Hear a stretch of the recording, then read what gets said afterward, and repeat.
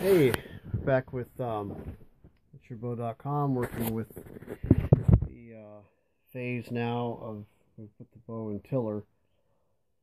Previous video to this, I think I showed you how I put some oil on the bow, was heating it up and so on. And this is, of course, the tools I use in which to do that. Where the corn oil there, just cheap generic brand, and a hell of a nice Milwaukee heat gun, and bingo, I was able to straighten it out. I had it leveraged in there, as you saw in the video, or kind of braced against it. I kept pushing against it as it formed itself.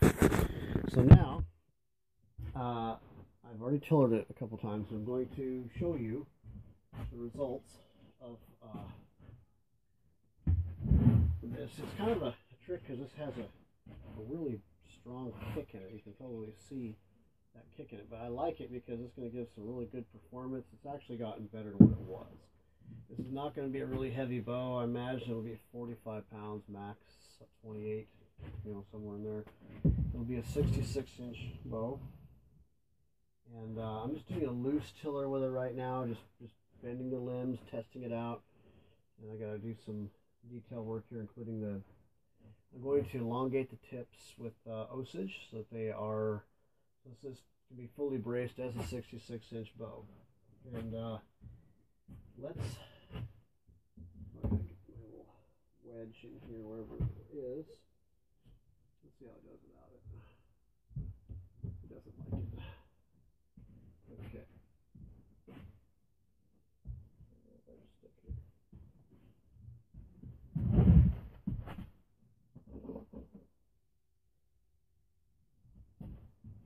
To keep this thing from, it wants to spin a little bit yet. I don't know why.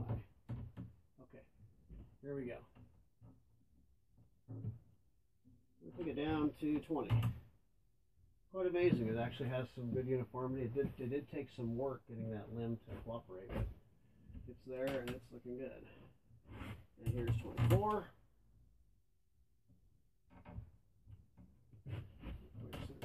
There we go.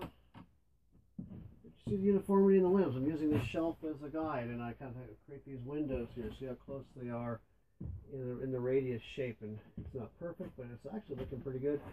And it's actually quite a bit better than I expected with the limb. This is the bow that looked like it could be used for a rocking horse, and the only thing I did was remove enough material, and I had to sacrifice about 6 inches of length for it to meet the mass needed for the ends, for the tips.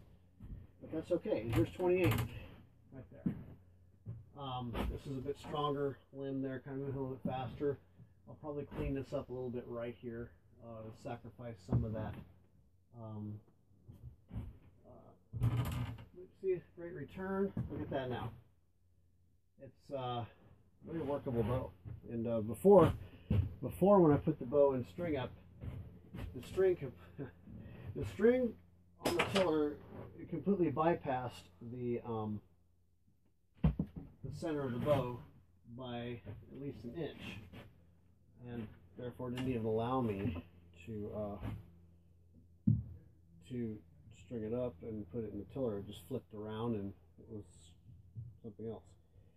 So in relationship to the video that you saw me doing with me straightening this limb out, the results are quite amazing. In fact, I'll put this down here. Put this camera down here a little lower so you can see this.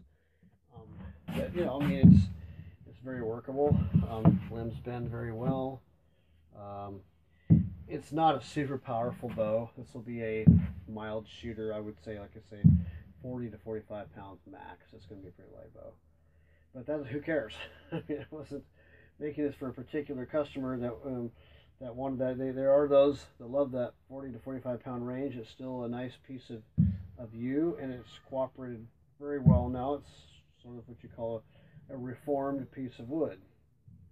And so it went from what looked hopeless to now it's going to become a very shootable. Hopefully the next videos you see, we'll do final tiller. You'll see the points on. We're stringing it up, and we're not far from test shooting this thing and seeing how well it does. So so we can be ending this particular experiment that we started off with on the bowstave 719. Anyhow, be back with you guys.